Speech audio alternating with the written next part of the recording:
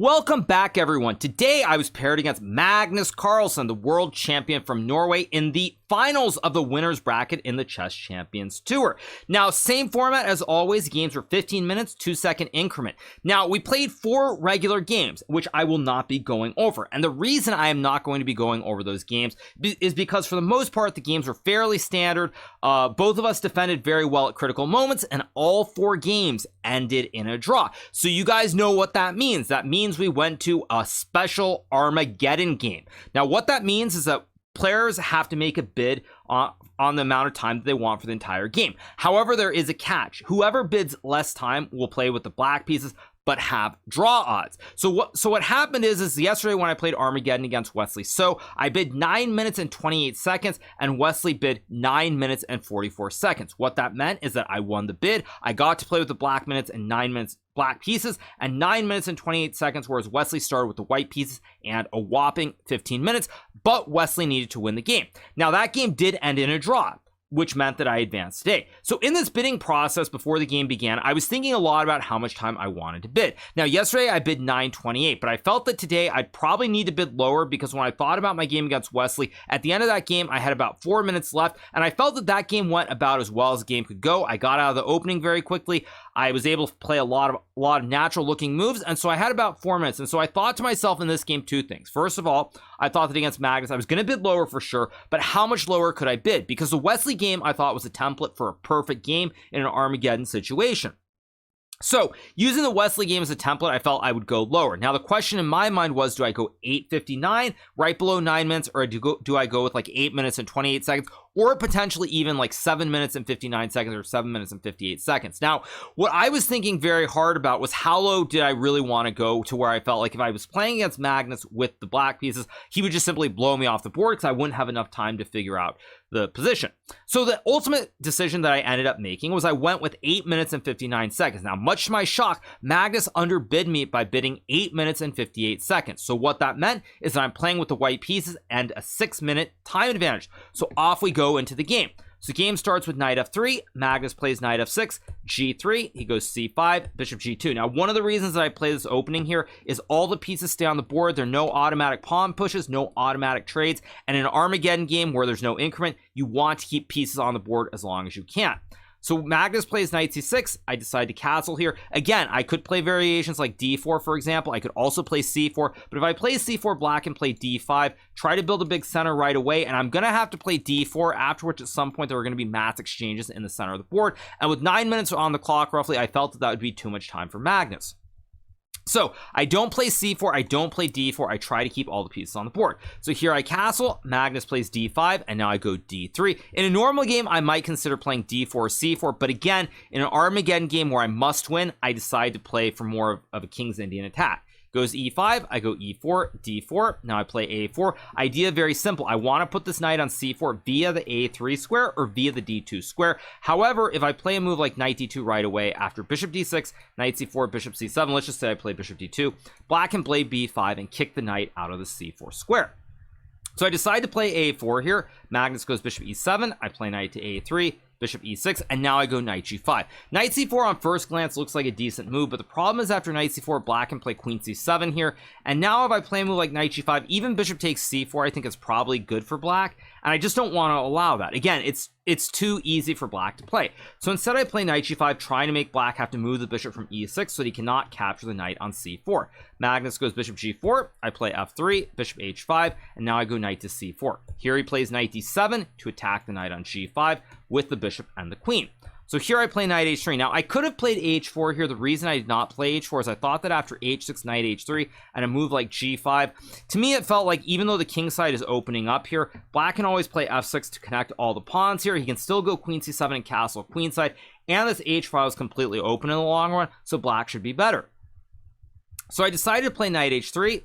Magnus goes f6, and now I go knight to f2. Very simple move here. I might want to push the pawn. I might also want to move the bishop to h3 or go f4. So a lot of ideas, but a very flexible position. Magnus castles. I go h4 here because now that black is castled, there are none of these ideas with g5, and I want to start pushing p on the king side. So Magnus goes bishop f7. I play bishop h3 here. Now again, when you look at this bishop on g2, it's very passive. Even if I play f4 here, bishop is behind this pawn on e4, so it makes sense to activate the bishop so that it's on a better diagonal. But additionally, now black is going to have trouble going a6 and b5, because at some point I can snap the knight and fork the queen and the rook. So I felt really good here after bishop h3. Even though the computer doesn't love the position for white, it's exactly the position you want here, because you're going to be attacking on the king side. Magnus goes knight b6, and now I play b3. He trades, I take with the b pawn. Taking with the d pawn and going knight 3 is also possible, but it just doesn't feel right.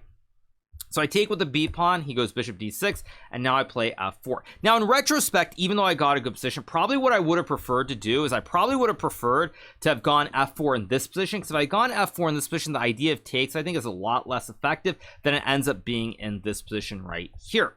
So after takes, he goes queen c7, and now I play knight h1. Now, I was up a lot of time on the clock. As you guys can see, I'm still at 5.5 minutes. I was keeping the big time advantage. Computer on first glance loves this e5 move, and I did actually consider this move, but after takes and f5, king to h8, knight e4, bishop e7, I wasn't really sure where the big attack is. Now, apparently after h5 with the idea of h6, white is better here, although h6, computer's not 100% sure what's going on. Actually, the bar is really coming all the way down. So I thought that if I did this, it sort of simplifies the situation too quickly to where Magnus will have to defend, but he is up a pawn, and with about 6.5 minutes left, I didn't feel like it was the right moment to break the tension. So instead I play knight h1 here. Now I protect the pawn on f4 with the bishop and the rook, of course, making a right triangle, but also I want to go knight g3 and maybe knight f5 or knight h5. Magnus plays king h8, and now I go knight g3, and he plays g6, stopping knight to f5 or knight to h5. And now I play queen f3. Now in this position, I feel really good about everything here, but there is one problem, which is I do have some issues on the queen side. First of all, this pawn on c2 can be attacked very easily. Additionally, this rook on a1 is a little bit misplaced. So let's say black plays knight b4 here, for example. If I go rook f2 guarding the pawn, this is completely fine. Let me just illustrate a point, and black plays a move like a5. The problem that I have here is that I can't put the bishop on d2, the natural square, because c2 will hang. But if I don't develop the bishop, I also can't get this rook on a1 into the game via the f1 or g1 squares. So I have a slight issue. Additionally, I don't really want to put the bishop on this other diagonal, because now the pawn on f4 is always a slight weakness. So even though I'm very happy with the position, there is one big issue with this, which is this rook on a1.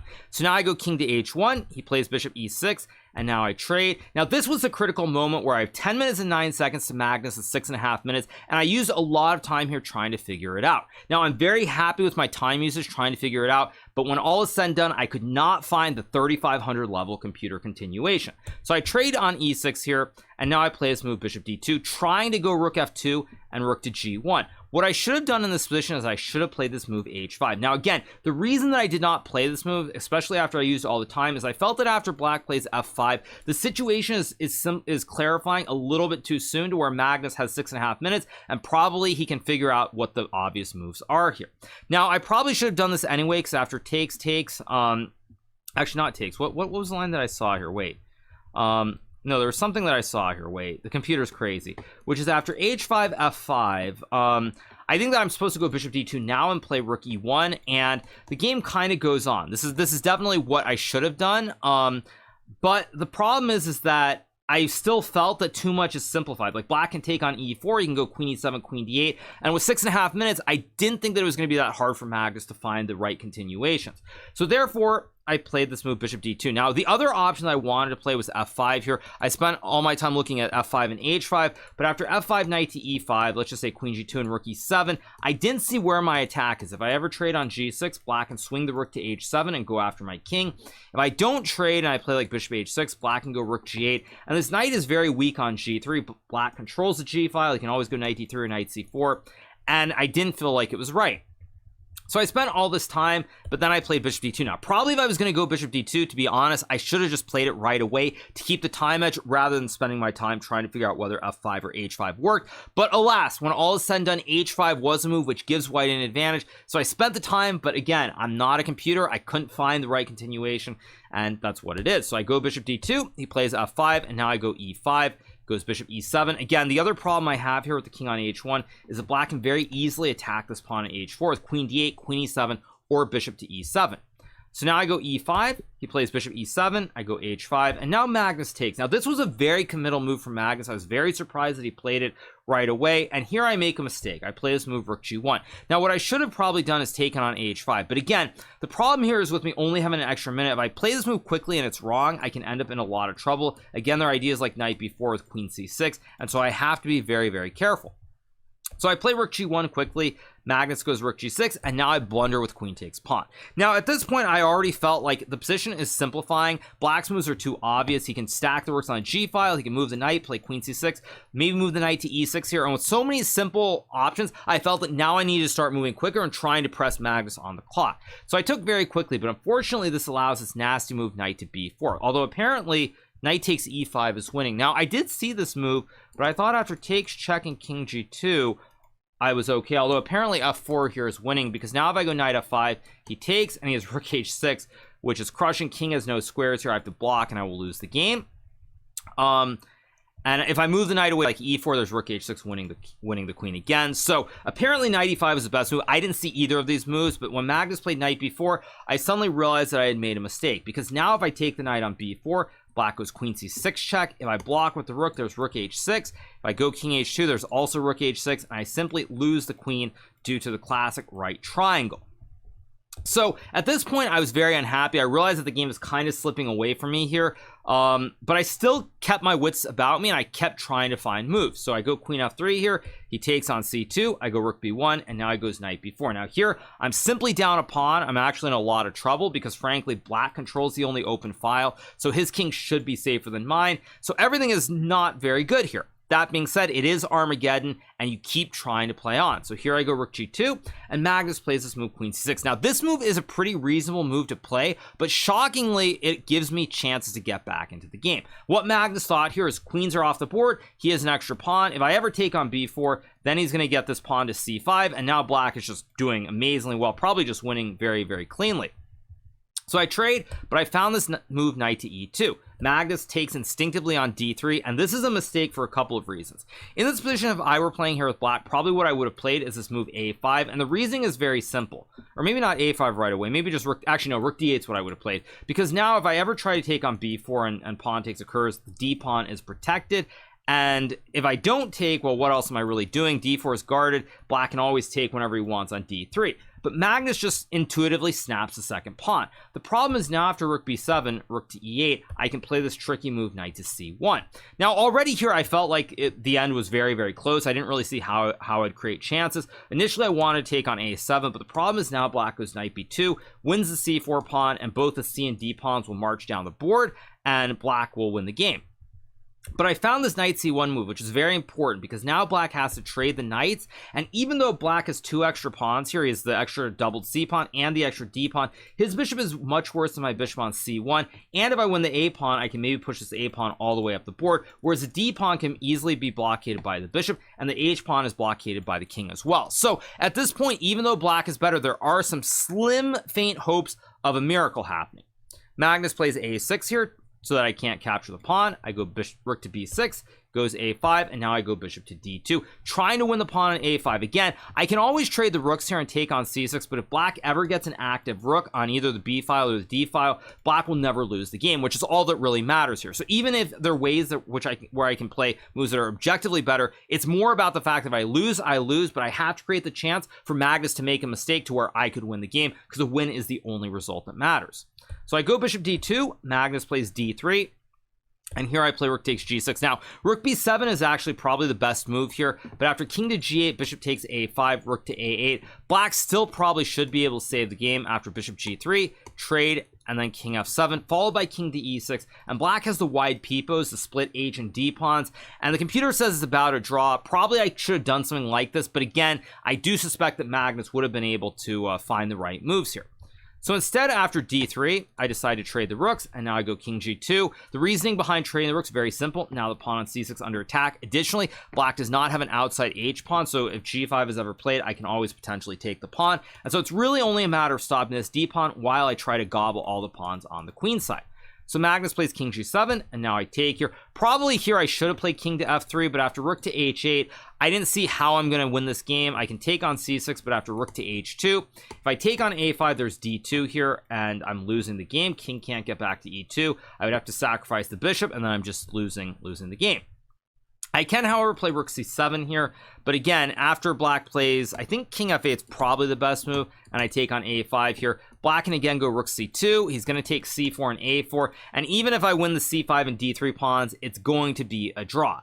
So that's why I play this move rook takes c6 here instead of moving the king. Magnus plays rook to d8 here, which on first glance I thought was a weird move, but it's actually the strongest move. I was expecting him to go rook b8, but after king to f3 here, if black plays rook b2 and I get king to e3, once again this position's getting very, very tricky because I'm going to win the pawn on d3. I have a protected pass pawn. a5 is weak, maybe rook c7 ideas, and I think I can maybe swindle him. Unfortunately, Magnus finds rook d8, which is the absolute best move here, going after this pawn on c4, and if black can get two connected, black is doing really, really well. So I play king to f3, rook d4, and here I go rook a6. Now, in this position, I could have played king to e3, for example, or even played e6 here, but none of these moves really do anything. After rook takes c4, king e3, black simply goes rook takes a4, bishop to c3, and king to h6, because the rook is going back to e4. Let's just say I go rook c7, there's rook e4 check, he gobbles the pawn on e6, and black just has too many pawns, so even if he doesn't win, he'll never lose. So in this position, I play rook a6, he takes, I take back. Again, I know that I'm losing here in this endgame, but a loss is the same thing as a draw, so I have to hope that maybe Magnus mouse slips, maybe there's some error, I can get the a pawn off the board, and a miracle will happen. But he plays rook c2, I go bishop to e3, c4, and now I play rook a7, king to f8, a5, he goes rook a2. There are many moves that are better than this, but at this point with limited time on the clock here, it's not really, it's more about making sure that with a minute 57 you get to an end game that's a draw before you spend all your time and get down to like 30 seconds and flag possibilities come into play. So I go a6 here, he plays c3, I go rook d7, and he takes. Now, d2 here would be a winning move for black, but again, with this pawn so far up the board after a7, king to e8, and e6, it feels like something bad could happen. Now, of course, when you look at it with the computer laughs in your face, and it just takes the pawn, because if you take with the rook, it makes a queen. And if you take with the bishop here, there's c2, and one of these pawns is getting to the end of the board. But again, in an Armageddon game where there's only one result that's bad for you, I'll look at it from Magnus' standpoint, you don't want to take that risk. You know that if you take on a6 here, you're up a pawn in this endgame. There is no way you should ever lose this game short of making a mouse slip. So even though Magnus could have played something better and probably won the game, it's more important that you take the risk out of the equation than it is taking some kind of risk and showboating and potentially losing the game. So after rook d3 goes rook c6, and now I just sort of play on out of inertia, but the rest is very straightforward. We get bishop c1, king f7, rook d7, goes c2, I go rook b7, king e6, and now I go king e2. It's worth noting that in this position, bishop a3 does not work. It looks like a great pin, but black has rook c3 check, checking the king and winning the bishop on a3. So I go rook b7, king e6, king e2, and now he plays g5. Again, Magnus in a normal game could have played for more, but at this point he realizes the name of the game, which is just to make sure you don't lose. So I take, he takes back, I take, he makes a queen, I check, king d5, we trade, I go king f3, and here Magnus plays rook c4, and now the game ends in a very unfortunate draw for me because I can no longer keep winning chances here. If I push the pawn, he goes rook e4 and captures with either the king or the rook. If I move the rook, same thing, just rook e4, gobble on e5, and it will be a draw. So very unfortunate, I end up drawing the Armageddon game with the white pieces, which means that I do end up in the losers bracket, where tomorrow I will be playing against either Wesley So or Arjun Erigaisi for a shot to then face Magnus again in the grand finals. Now, overall, a little bit disappointed with the result of this final game, but at the end of the day, as I said in some interviews before I did this recap, overall I'm very happy. I thought I played quite well. I showed some great defensive skills in the 4 rapid games, which all ended in a draw, this really came down to a couple of critical moments. I thought my time bid was fine. I had the extra time in that critical moment to find an h5 or an f5 or an e5 move. I spent my time. I didn't find the computer line. That's how it goes, but I had the opportunity, and at the end of the day, I think that there really isn't much to say about it other than I couldn't find the right line, but I was in the position, and that's that. So that's how Armageddon games go sometimes. So while I'm a little bit disappointed that I didn't win the match, overall I thought I played great, and it came down to one game. And if that's what it's going to take for me to lose to Magnus in this day and age, I'm really not going to complain about that. At any rate, we move on. Tomorrow I will be playing Wesley or Arjun, as I said a couple seconds ago, and we'll see how it goes. So I hope you guys have enjoyed this recap. I will be doing a recap tomorrow, whether I win or I lose in the final of the losers bracket. But at any rate, make sure to hit that subscribe button below, and I will be back tomorrow with another recap of the Chess Champions Tour. See you guys soon. Bye.